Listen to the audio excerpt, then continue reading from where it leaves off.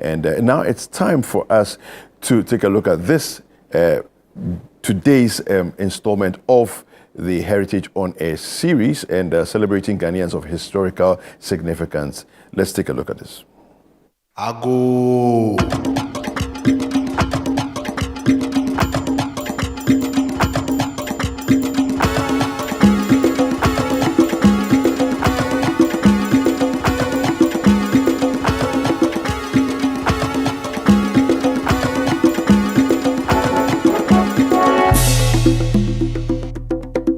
Welcome to another episode of our on-air series here on Heritage Month 2025. My name is Alfred.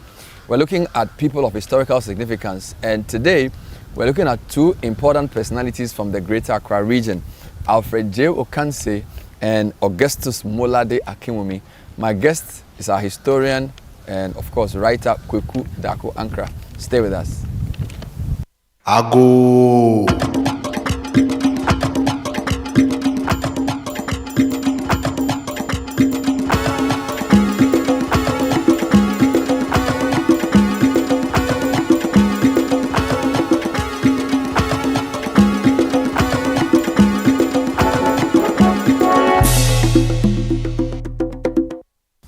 Welcome back. So today we're looking at people of historical significance from the Greater Accra region, and my guest Kweku Dako Ankra. We're starting off with Alfred J. Ocansey. Not to be confused with the broadcaster. We're talking about a man who did a lot for the media. That is his relative. I won't be surprised because Alfred Ocansey hosts a show on TV3, and you can tell that he's coming from a certain lineage. Yeah. So who was Alfred J. Ocansey, the original Alfred J. Ocansey? So Alfred J. Ocansey was a huge personality in the Gold Coast. He was not only a merchant prince, his grandfather was a merchant prince, his great-grandfather was a merchant prince. They started the businesses on the coast. And his grandfather even had a book. He wrote about his experiences as a businessman when he went to England and stayed there. So this is a person from a big-time elite. And he was involved in businesses, gramophone. You know what is called gramophone? Takwa machine. He used to play songs. He was also into auctioneering. He was also into newspaper business. He was into publication and cinema. Wow. And cinema. So that's Alfred J. Ocansey. Born what year, from where? He was born on 14 December 1879 at Adan to John APC Ocansey, and the mother is Salom Ocansey, but the local they call him Congo.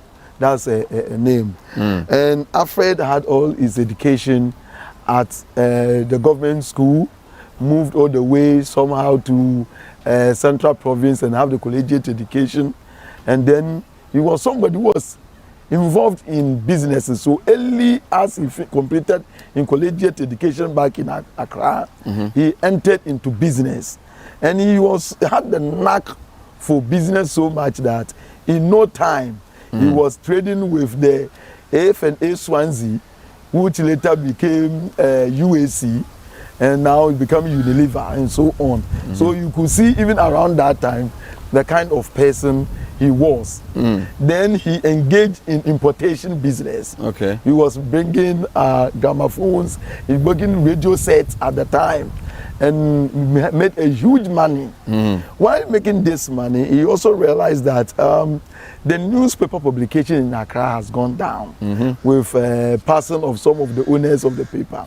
So he also came out with his own newspaper called African Morning Post, and then the Gold Coast Spectator.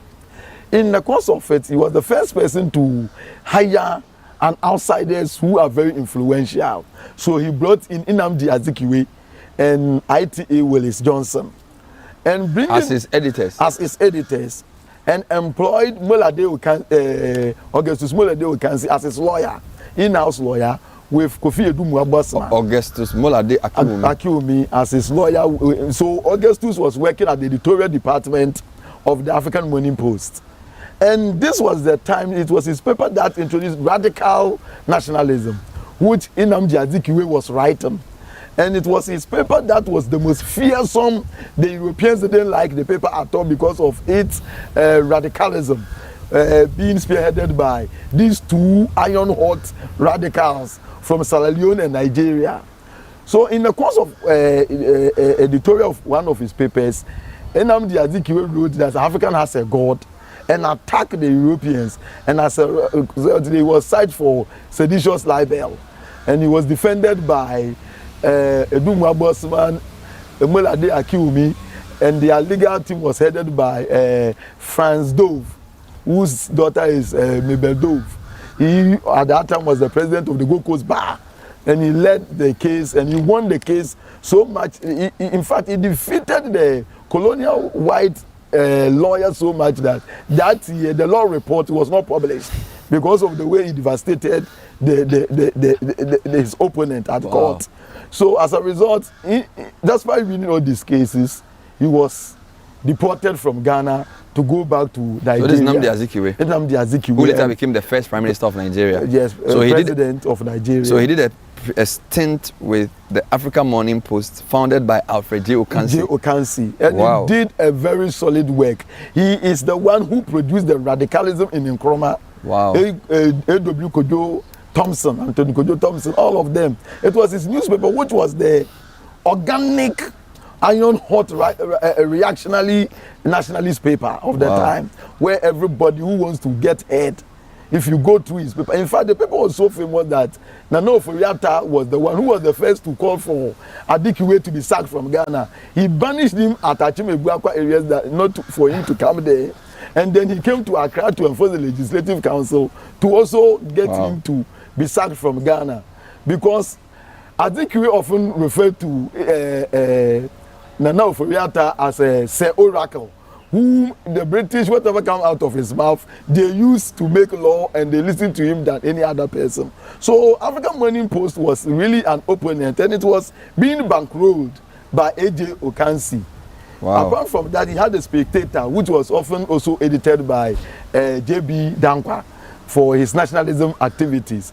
So he offered opportunity. In 1934, when there was the need to go for the deputation on the introduction of the seditious libel law as well as the Accra water rate, he participated and contributed money towards the movement of the people. Apart from that, his nationalism courses also include he supported during the cocoa hold up in 1938, forming the Gold Coast Federation of Farmers. He bankrolled them and they were able to, hold the cocoa up to ensure that the prices of the cocoa goes up before that. And it could only be done by someone like him who have the financial muscle to really actually bring the farmers together to fight against the colonial policy of sending the cocoa overseas. Wow. So that is how Alfred J. Ocansey behaved. Did he have political ambitions, or it was just business? It was business, and the business was also mixed with nationalism of his people, because independence means opportunities for him. So beyond the nationalism contributions, A.J. Ocansey was the man we call the cinema king. He traveled to England and he saw the still movies, and he was so fascinated at what he saw at the Palladium Cinema in England. So when he returned, he bought the equipment and everything. He came to Accra and he opened his Palladium Cinema, which is in Accra today. So Palladium, he was the one who brought Palladium to Accra and opened the cinema. And then also opened a printing press he called Palladium Publication Press, which he also was using to produce the newspapers as well as publishing other people's work around that time. And then he thought the man was really ahead of his time, competing with Benjamin Holt around that time, who was also into cinema. He started to move out of Accra. First, he went to Koforidia and opened the Mikado Cinemas in Koforidia. Then from Koforidia, he went to Ashanti, Ocansey movie cinema centers in Ashanti. There is a colonial pictures about it.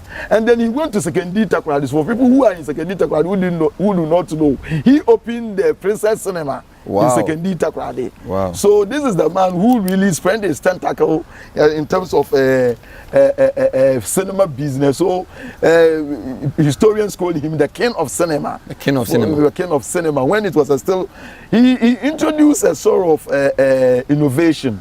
During the period, it was a still movies. So like Charlie Chaplin, you don't hear this thing. And he brought the the radio sets that he has bought to give it a voice. So his cinema was quite entertaining. Not only the still pictures, but you will also be hearing a kind of voice-overs that talk about what is going on. And this man did really well in terms of how he contributed towards our nationalism dispensation. He was one of the bankrollers of Ratepayers Association because of his elitist nature. He was a supporter of Ratepayers Association, bankrolling a lot of the guys involved in their politics. So A.J. Ocansey later on will marry a woman called Ocansey, and with her he had a lot of children, whom today many of them are in England and then in the United States. They are top time people. I have a couple of meeting some of them and having some discussion in something I'm writing on. So his contribution for me was in the area of cinema business, as well as nationalism drive, contributing financially towards deputations that were sent to England to go and make a case for the Gold Coast. Some of the obnoxious legal frameworks that were churned out that were not good for the nation.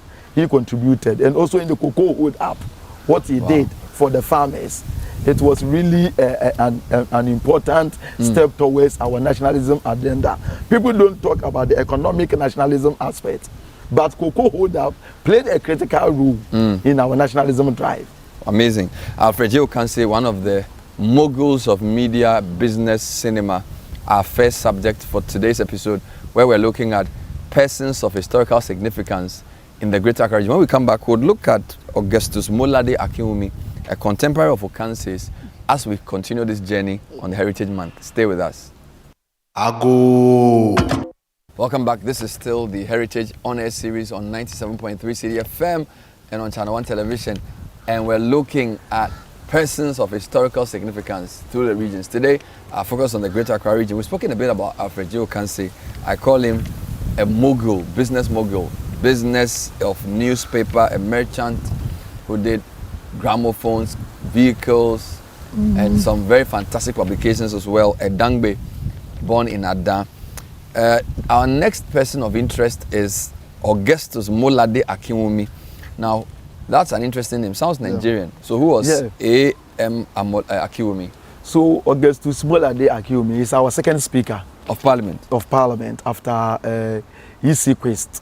And he's also a lawyer. He was also a politician and a nationalist. And then a judge. So these were his rules. His Magnus Opus is becoming the Speaker of Parliament. Would he be the first Dangbe lawyer or judge? No, he's not a Dangbe. Oh, sorry, he will be the. Okay, so he was. So what is his origin? Very good. So he was born in Nigeria. Okay. He was born in Nigeria. He's of Yoruba extraction, from Yoruba extraction. Both his mother and his father. His father came to Gold Coast around 1870s. Okay. He is called Samuel Oyeyemi Akiwumi. He was a trader, and he was into cocoa production. In fact, he had the best of cocoa.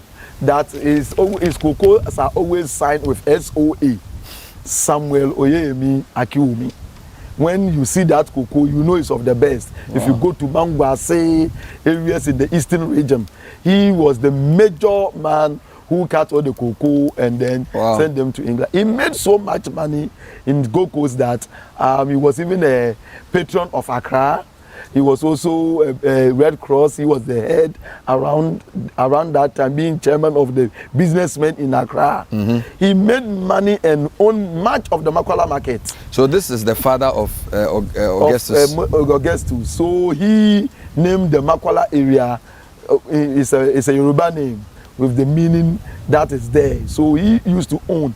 But around the time that his children grew up, a lot of children, he decided to send them to England. So he sold the property, and the money he made, he sent his children to England to go and stay with the Smith Crosby family in England. And Oyeyemi Molade Akiwumi, who had some little education in Nigeria and some in Accra, was sent to England, where he studied at Taunton College. From Taunton, he entered to Fitzwilliam's College, Cambridge, where he had his first degree. And while there, he studied banking too at the same time. Wow. Then he entered Lincoln's Inn to train as a barrister. And then he was called to the bar there. After being called to the bar, he worked a little bit at England, where in banking sector, and then he returned to Gold Coast. When he came to Gold Coast, his father's business partner was A.J. Ocansey. Okay. So he quickly moved to A.J. Ocansey's newspaper, African Morning Post, where he became the in-house attorney, checking all the library's information and reading it out. I wonder even today some of the radio stations employ lawyers at their editorial department to vet what they air. And at that time, the people were curious because the seditious libel law around that time could cripple a newspaper. So they had him as an in-house editor, copy editor who looks through before publications comes out. It was there he met Ocansey's daughter, Helen Kabuki Ocansey, and married her around that time. And he himself also had 3 sisters, very famous sisters. Banjoku, for example, will marry lawyer Ofeare of Ikriapium, who is the 4th Ikriapium lawyer. Then one will also marry A.W. Kojo Thompson. And another one will also marry Edumwa Bosman, wow, who will produce William Nate Edumwa Bosman, whose son is Carlos von Brazi, Emmanuel Edumwa Bosman. So you see, it's a lineage like that. So Melody Akiwumi practiced at the African Morning Post as a copy editor, and then he joined A.W. Kojo Thompson's organization, Gamma B Party. Okay. So he became a member of Gamma B Party, founding member, and around that time also contested for the election for Accra Town Council. Okay. And he won one time, but the rest he lost. However, in the 1930s, when Kojo Thompson stood against Dr. Nanka Bruce of Ratepayers Association, Akiwumi joined Kofi Edumwa Bosman, as well as the Nnamdi Azikiwe and Willis Johnson. And they campaigned vigorously, and Kojo Thompson won the seat. Unfortunately, Nanka Bruce went to court that it was rigged. So that is the first attempt that a rigged election issue had occurred. The case went to court. They brought in Community from Cape Coast to lead them, while Nanka Bruce also had Franz Dove leading him for the first Accra, because the Accra one was sort of a rigged election petition. But the first election petition occurred in Cape Coast in 1928. Okay. Sir Kobina Kukosa winning the Cape Coast seat, he was sent to court by Kobina Sechi and the Cape Coast Omayan. Wow. So the second Gold Coast election petition is the one I'm talking about, the 1934-35 election petition, which Kojo Thompson won. So in the court, they lost the case, and then the election was rerun. Of course, Melody Akiwumi supported Kojo Thompson heavily, going around writing articles for him, and then Kojo Thompson won the rerun of the 1934 election in 1935, and he became the member of the Gold Coast Legislative Council representing Greater Accra. Afterwards, the next election Melody contested, he lost to Gillis Heward Mills, who is the founder of the Abado Chambers, which is one of the oldest chambers in Ghana today. So when he lost, then he continued to engage in his legal practice. Later on, he moved to the bench. So this Hayward Mills will be the father of Bishop Dag Hayward Mills? That is his grandfather. His grandfather? Yeah, so grandfather. The Agbado Chambers? The Agbado Chambers. Interesting. So he continued his legal practice, and later he was called to the bench, and then he became a magistrate. So while being a magistrate, he was transferred to many places, and then later on was also appointed to the, he was elevated to the High Court bench.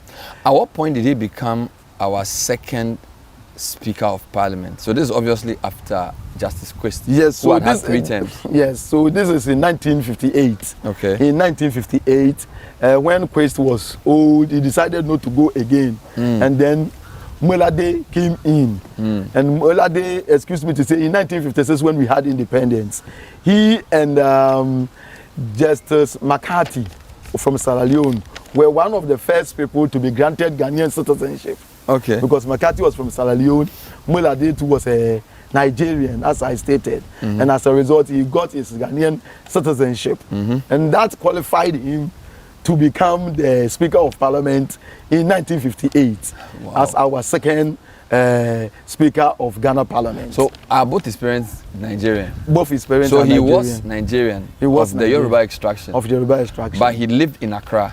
He lived in Accra. Which is why we are discussing him under the Greater Accra region. So he was not a Gan like that. He was not a Gan like that, but he was immersed into Gan society. His father first. His father was with the Gan chiefs and all that. And his children, he lived and died here. His father lived and died here. And he and his siblings, all of them also lived here. Only one of them went back. Who is Abiola Akiwumi.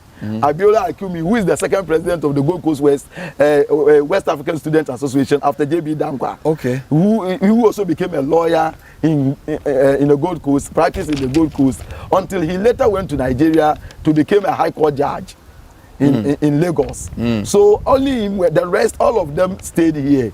Even his uncle, who was also a newspaper owner in Nigeria, came back to Gold Coast and was also dwelling in Cape Coast, and all the children lived in the Gold Coast. So they became Ghanaians.